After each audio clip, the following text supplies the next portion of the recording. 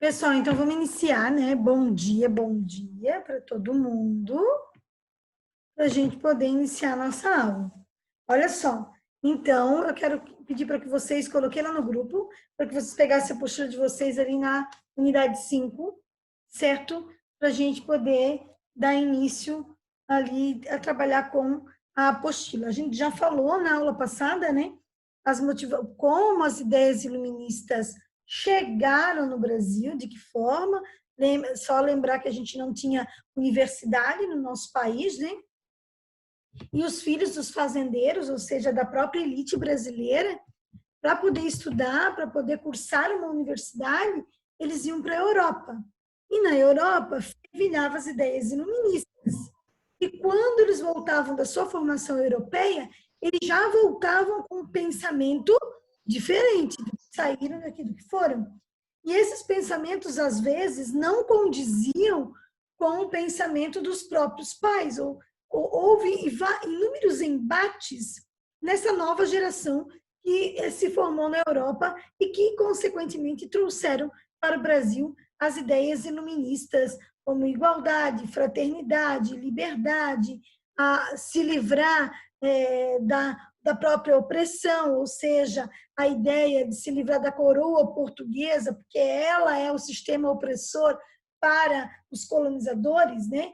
E aí, a parcela mais significativa no Brasil, que é a parcela negra africana, também começa a lutar pela liberdade, já lutava anteriormente, mas começa a ter algumas lideranças que vão ter contatos com as ideias iluministas ou próprios filhos de fazendeiros que se tornarão abolicionistas, ou seja, porque estarão na Europa, estarão em contato com esse pensamento, e aí muda até a forma de pensar, e isso eles começam a iniciar e querer colocar em prática no nosso país.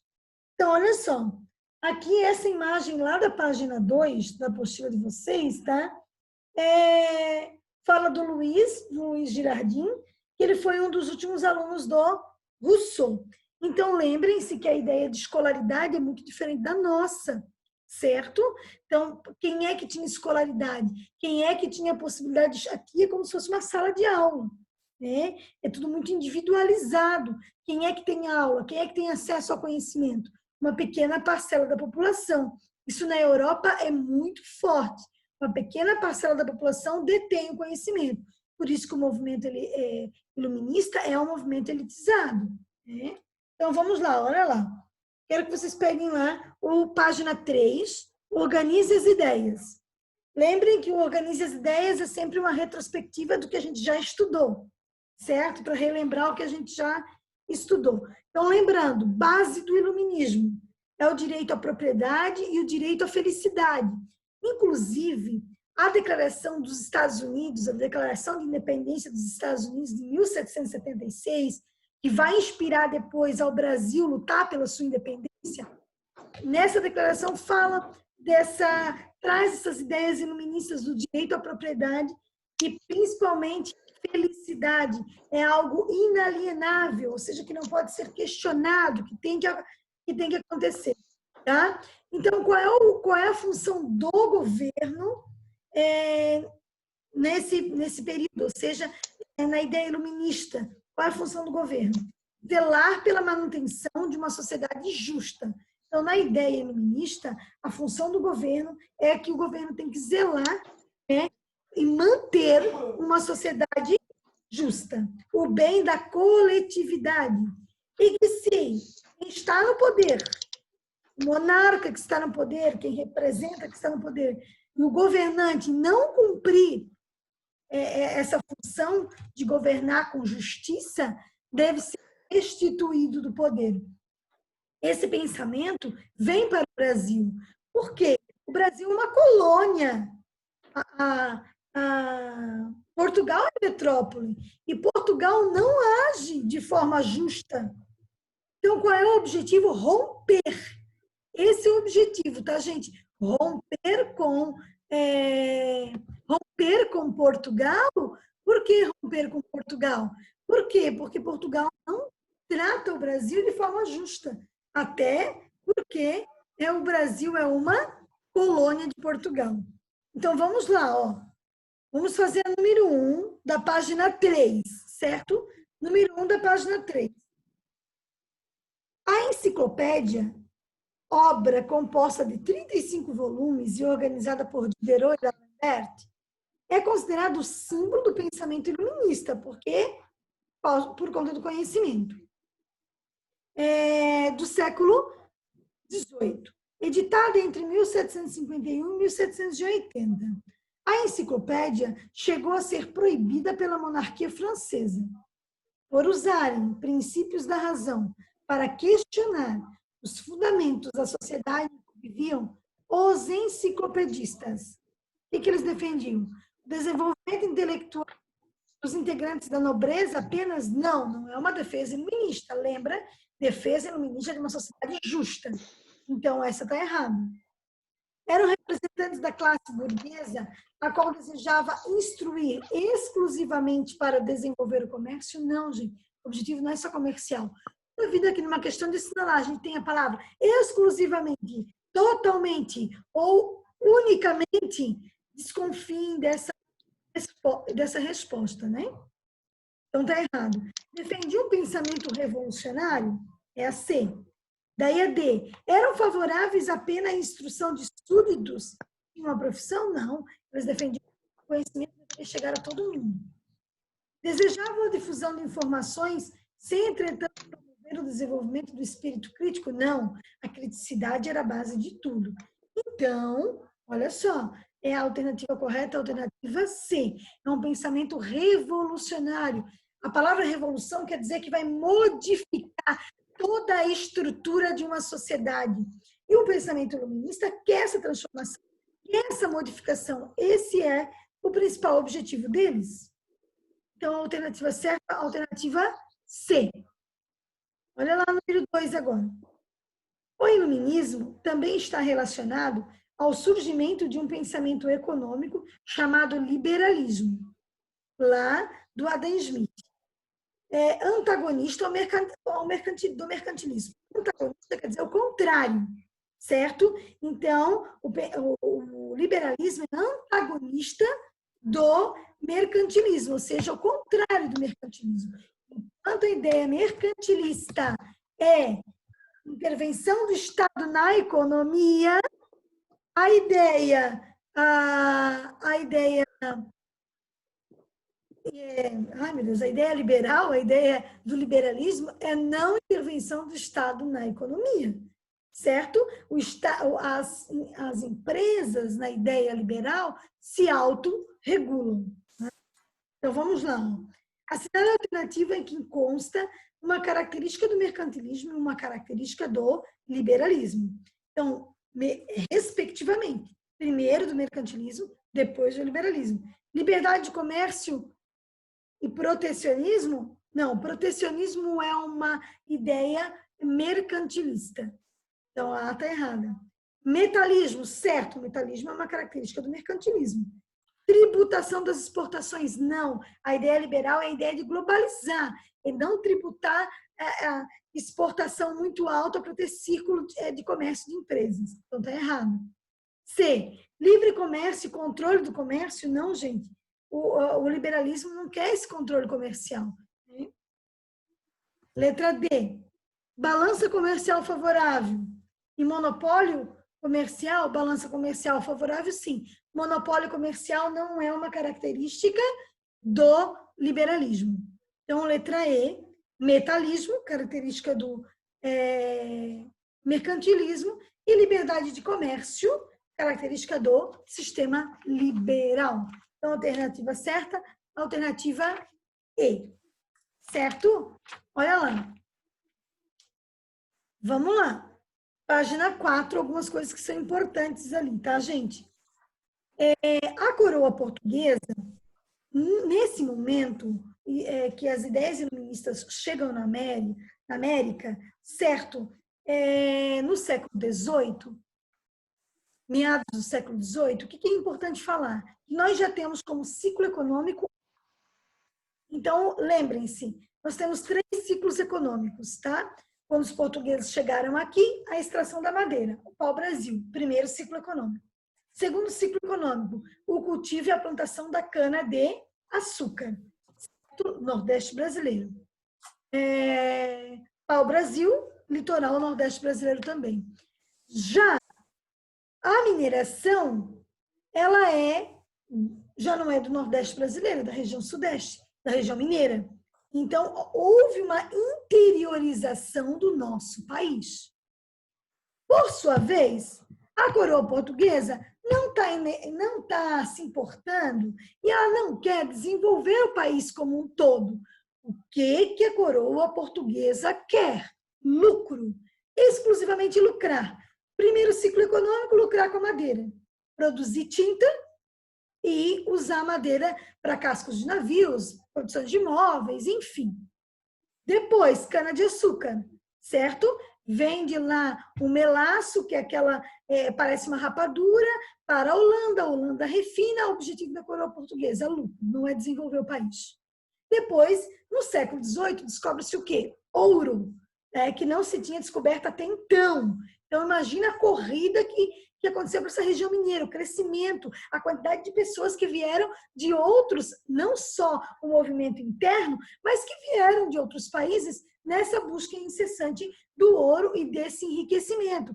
A coroa portuguesa, por sua vez, qual é o interesse dela? O lucro novamente. E estipular, para os mineiros uma porcentagem que eles devem enviar para a coroa portuguesa, que no primeiro momento eles conseguem, porque havia muito ouro. Primeiro ouro de aluvião, aquele ouro da beira dos rios, depois a busca nas minas. Só que com o passar do tempo, esse ouro não vai ser encontrado com tanta facilidade, ou seja, vai haver diminuição efetiva da produção, da quantidade de ouro encontrada. Consequentemente, Portugal não vai conseguir receber o mesmo valor de impostos, ou a mesma quantidade que recebia anteriormente. E é isso que vai fazer com que Portugal aplique a derrama, ou seja, uma ação violenta para a cobrança de impostos. E essa vai ser uma das lutas do pessoal da Inconfidência Mineira, certo? Então, o que a gente tem que lembrar é que a coroa portuguesa, nesse momento, ela vai estar voltada para o Sudeste. E a região do Nordeste, ela vai se sentir abandonada pela coroa portuguesa, certo? Então, é uma região que vai estar muito empobrecida. Acabou a produção de cana-de-açúcar? Não acabou. O Nordeste continua ainda produtor açucareiro, mas os olhos da coroa não estão mais para o Nordeste, estão para o Sudeste brasileiro. Então, a galera do Nordeste está se sentindo abandonada pela coroa portuguesa. E, obviamente, pelo abandono da coroa portuguesa, vai haver um empobrecimento muito maior da população, certo? Eles vão se sentir desamparados. Olha lá, nós temos na página 4, um textinho que é bem interessante. Leia o texto acerca do controle que Portugal exercia sobre os colonos. Nos séculos 17 e 18, o governo central português colocou-se como um sólido muro entre o Brasil e o resto do mundo. Todos os intercâmbios oficiais existiam baldeação em Lisboa, tudo passava por Lisboa. Havia apenas um caminho oficial entre o Brasil e o mundo exterior. Os produtos brasileiros precisavam passar pela alfândega e as pessoas pela burocracia da corte, até mesmo para se educar. Os mesmos mecanismos funcionavam na direção inversa. Mercadorias de diversas praças chegavam ao Brasil, num fluxo sempre controlado de perto pelos agentes metropolitanos. Como no interior do continente as fronteiras terrestres eram extensas e escapavam ao controle efetivo das autoridades centrais, pelo sertão sempre ocorriam trocas com outros governos e com vizinhos, sobretudo espanhóis e da região platina. Então, havia um controle efetivo de Portugal com tudo que saía, com tudo que entrava, com tudo que era comercializado. Eles controlavam, mas não conseguiam controlar tudo. Então, havia contrabando no interior do país, onde não havia controle por parte dos portugueses. Então, olha só, lá na página 5, tem 3 perguntas. Primeira, de que maneira a coroa portuguesa exercia controle sobre a economia e a educação no Brasil? Gente, havia fiscalização para tudo. Havia alfândega.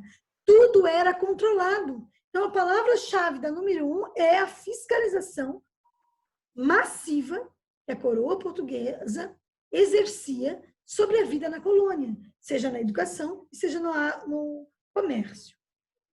Olha lá, por que Portugal estabelecia esse controle? Porque o objetivo dela é lucro, exclusivamente lucro.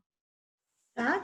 Então, ela mantém o controle para manter o lucro. Ela mantém o controle para manter o seu domínio. Então, se eu não tenho controle, eu não domino. Se eu não domino, eu não tenho lucro. Então, o controle se dá para 2 coisas. Primeira, tá? Para eu ter domínio desse território. Segunda, para eu ter lucro. Então, esse é o objetivo do controle da coroa portuguesa. E número 3. De que maneiras os colonos buscavam fugir do controle da metrópole? Então, eles usavam o sertão, eles usavam o interior. No interior, não havia tanta fiscalização. E eles faziam até comércio com a galera espanhola ali. Ou seja, no interior, a gente sabe do Tratado de Tordesilhas, né? Então, tem colonização espanhola, e eles exerciam esse controle também a partir esse comércio, essa troca com os espanhóis também, tá? Muito bem. Até aqui entenderam, galera? Tranquilo? Sossegado? Muito bem? Très bien? Então, continuando. Olha lá. Conjuração mineira. Ou a gente chama também de inconfidência. Gente, a palavra inconfidência significa traição. Na Inconfidência Mineira, nós vamos ter um traidor, tá? Não é só porque nós vamos ter um traidor, é que para os inconfidentes, para Portugal, a Inconfidência Mineira, quem participava da Inconfidência Mineira era considerado traidor da coroa portuguesa. Então, inconfidência não é porque eu vou ter somente um traidor dentro desse grupo, né? Que vai acabar contando para o Barbacena lá o que está acontecendo, para o governador. É porque, para a coroa portuguesa, os inconfidentes, os conjurados, quem participa do movimento está traindo a coroa portuguesa. Então, por isso que a conjuração mineira também é chamada de Inconfidência Mineira. Por muitos anos, a gente só trazia a palavra Inconfidência Mineira. Tá? Só Inconfidência, só a ideia de traição. E traição é uma ideia portuguesa.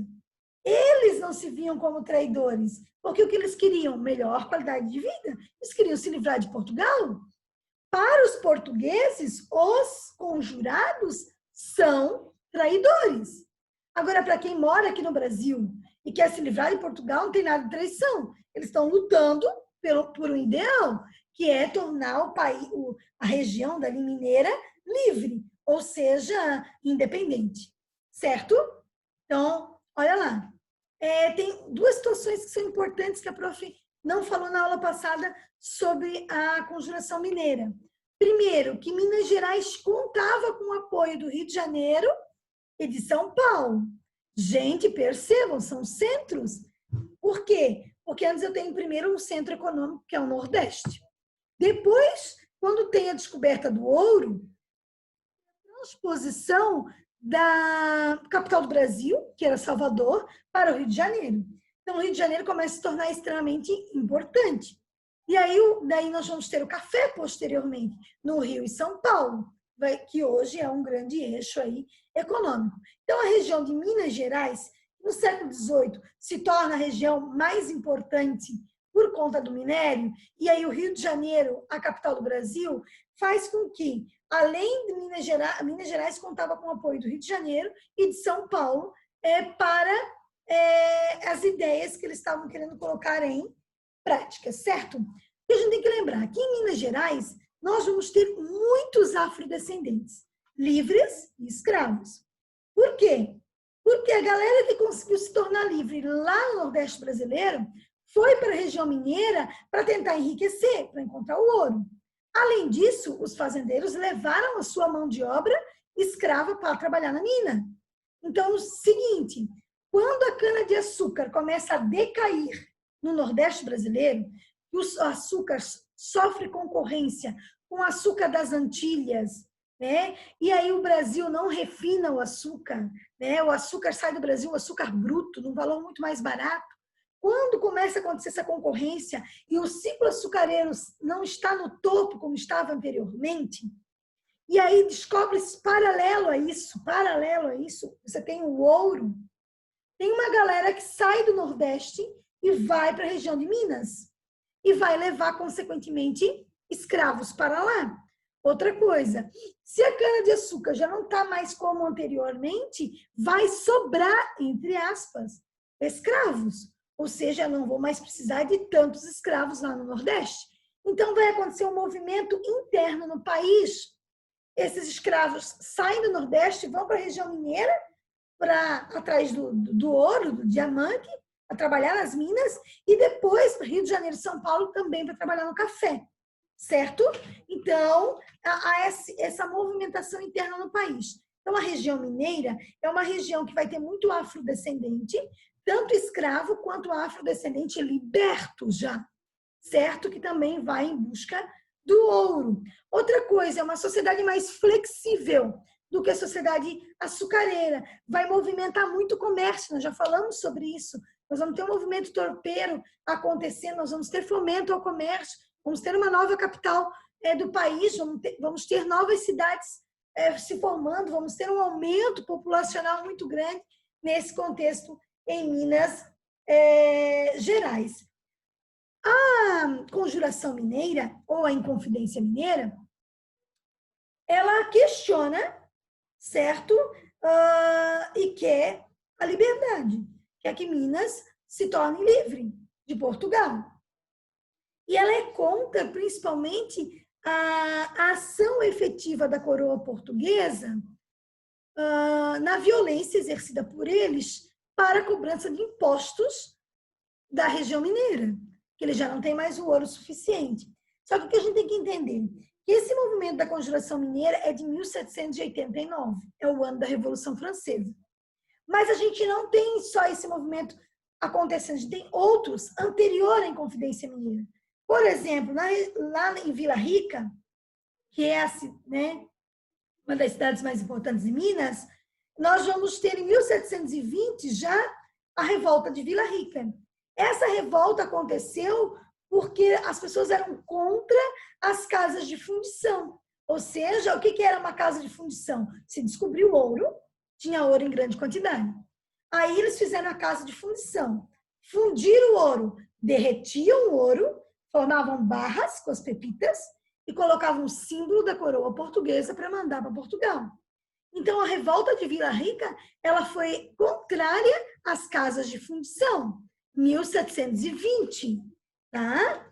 Em 1789, a Inconfidência Mineira, tá? Ou a Conjuração Mineira, também é contra Portugal.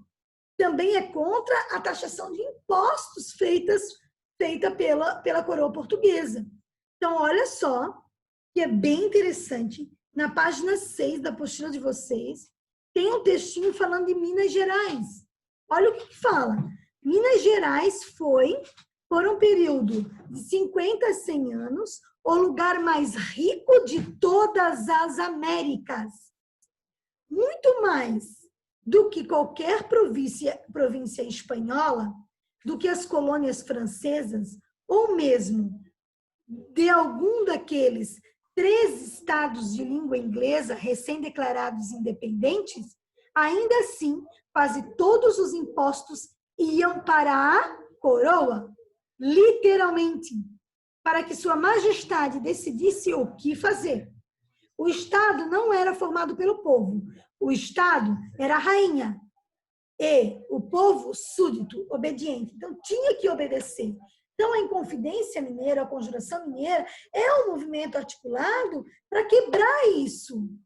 Essa obediência que tinha que se exercer por parte dos colonos, por parte dos súditos. A coroa portuguesa, o Brasil é um país que é uma colônia que pertence a Portugal. Portanto, tudo que parte de Portugal deve ser obedecido pelos colonos aqui no nosso país, né? Aí, olha só. Primeiro, segundo, terceiro parágrafo. Diz assim, a coroa portuguesa, no entanto, suspeitava que a diminuição de tributos era causada pelo contrabando. A coroa portuguesa não entendia que o ouro estava diminuindo. Não é por conta do contrabando aqui, não tinha mais o minério. Só que a coroa portuguesa, o que a coroa portuguesa achou? Que no primeiro momento, o Brasil mandava o ouro na quantidade. Eles chegaram a pedir, gente, 1.500 quilos por ano. Realiza, gente. O Brasil tinha que mandar para Portugal 1,5 toneladas de ouro por ano. Quando eles não conseguiram mais enviar essa 1,5 toneladas de ouro por ano, aí o bicho começou a pegar. E a coroa portuguesa não entendia que isso não se planta, não é um cultivo, é um minério. E ele pode se escassear, ele pode acabar. Então, a coroa portuguesa ela não entendia que esse minério estava acabando. Ela achava que a coroa portuguesa, que o Brasil estava contrabandeando ouro. Por isso que ela manteve uma lei, que é a derrama. Olha só. Prof. Oi, pode falar. Bom dia. Bom dia! Fazer alguma pergunta? Não, cheguei agora. Então tá bom. Seja bem-vindo à nossa aula. Olha só. Obrigado. Então é o seguinte. Olha lá, no último parágrafo ali, antes do Interpretando Documentos, da página 6, fala assim, em 1788, chegou à região um novo governador, o Visconde de Barbacena, com a tarefa de garantir a cobrança anual de 100 arrobas, ou seja, 1.500 quilos de ouro por ano. Essa cobrança, conhecida como derrama, muitas vezes ocorria de forma violenta. Então, esse governador foi enviado para lá para cobrar efetivamente esses impostos, esses 1.500 quilos, porque a coroa portuguesa achava que havia contrabando, que não havia. Tá? É claro que um contrabandozinho pequeno ali, né? Ela acontecia, né? Os santos do pau oco, quer dizer, o santo do pau oco, quer dizer, as imagens da igreja, que eram ocas por dentro, onde eles colocavam ouro. Né? E aí, como tem uma questão religiosa muito grande, a religião católica é 99% a religião aqui do Brasil no século XVIII, os santos são venerados, então eles não mexiam nas imagens, e acreditavam que a imagem era santa. E esses santos eram ocos por dentro e ele estava recheado de ouro. Então havia, claro, um contrabando interno de ouro, óbvio, mas não um contrabando no sentido de para não pagar esses impostos.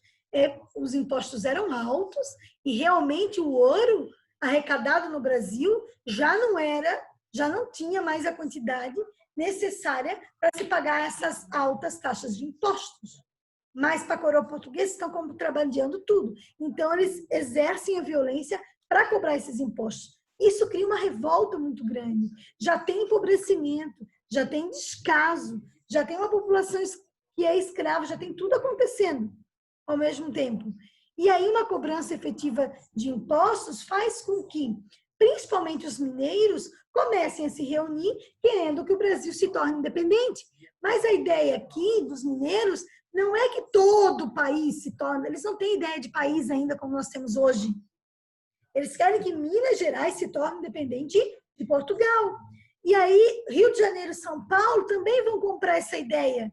Também querem se livrar de Portugal. Eles compram essa ideia, eles apoiam essa ideia de Minas Gerais, ou seja, dos Inconfidentes. inconfidentes.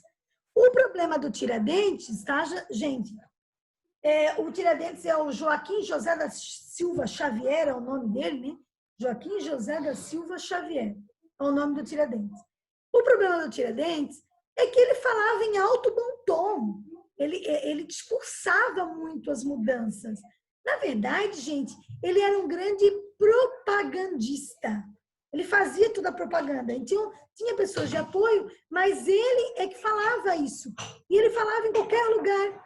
E isso é que abriu os olhos de algumas pessoas que depois, posteriormente, vão acabar... essas notícias vão chegar ao Visconde de Barbacena, que é o governador, e a ideia que eles tinham do movimento, né, se organizar contra a derrama, propriamente dita. Certo? Até aqui, galerinha. Entenderam? Beleza? Ó, então, quero falar uma coisinha para vocês. Conjuração mineira. Conjuração significa movimento contra o governo. Então, os conjurados eram todos aqueles que lutavam contra o governo, certo? Inconfidência ou inconfidentes são os traidores, é falta de fidelidade, é a deslealdade. E emancipação significa independência, certo? Quando o Tiradentes foi preso, ele foi preso no Rio de Janeiro. E lá no Rio de Janeiro, ele estava expondo as suas ideias. Então, ele foi preso lá no Rio de Janeiro, expondo as suas ideias, tá? O objetivo lá qual era o objetivo principalmente dos conjurados, certo, gente? Eles querem uma nova realidade para Minas Gerais, que eles estão descontentes, né, gente? Eles querem o fim dos altos impostos, né?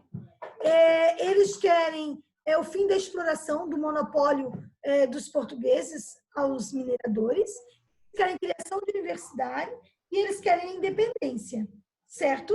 Esses são os principais objetivos dos conjurados, ou seja, dos inconfidentes. Então, eles têm ideias emancipatórias para se livrar lá de Portugal. Lembra que eu falei para vocês? Na conjuração baiana, as ideias são diferentes. A Bahia está lá no Nordeste. Então, eu acabei de falar para vocês aqui na aula que o Nordeste está meio que abandonado. Eles estão se sentindo abandonados. E eles estão muito mais empobrecidos do que a região mineira. E isso faz com que haja também um movimento lá, mas é um movimento organizado pelas classes populares, pelas classes mais pobres, certo? Do que o movimento da Inconfidência Mineira, organizado lá por Tiradentes, que a gente já falou na aula passada. Muito bem. Eu quero que vocês peguem a apostila de vocês, ali na página 6 agora, certo? E tem a número 1 e tem a número 2. Tá? Aí vai falar, ó, a respeito dos habitantes da... Um documento do Conselho Ultramarino de 1732 afirmava: as riquezas fazem aqueles homens soberbos, inquietos, mas sofridos e desobedientes. E deste dano é inevitável. Por sua vez, o então governador das Minas, Pedro Miguel de Almeida, Portugal e Vasconcelos, olha o nome das pessoas, né? Porque, ó, Pedro Miguel de Almeida, Portugal e Vasconcelos. Conde de Assumar descreveu a população da região mineradora do país como pessoas tão intratáveis que até mesmo as nuvens daquela localidade vomitavam insolências. Então, eles estão dizendo que a galera de Minas estava se achando a bolachinha mais gostosa do pacote. De que forma os moradores da colônia eram vistos por integrantes da administração de portuguesas? Gente, eles são vistos como arrogantes, como desobedientes. A coroa não quer que todo mundo obedeça. Sim, vou pagar impostos. Sim, vou pagar mais impostos. Sim, vou pagar mais impostos. E eles só querem obediência. E aqui, essa galera que está questionando não está obedecendo. Então, a coroa portuguesa acha eles soberbos, Acha eles estão se achando, né? Só que nós somos a metrópole, vocês são a colônia, nós mandamos, vocês obedecem. E é isso que vai dar movimento cada vez mais forte para que depois, posteriormente, o Brasil se torne um país independente, tá? Então, a número 1 eram vistos como arrogantes e desobedientes, certo? Aí, olha ali. A administração portuguesa considerava a possibilidade de ocorrerem movimentos de revolta na colônia? Por quê? É claro que sim. Ela considerava essa possibilidade. Por quê, gente? Porque para eles são desobedientes. Para a coroa portuguesa, eles são desobedientes. Por isso que eles sabem desse perigo. Correto? Entenderam, galera? Todo mundo entendeu até aqui? Tá tudo certo? Tudo ok? Tudo. Sim. Ó, o prof vai tirar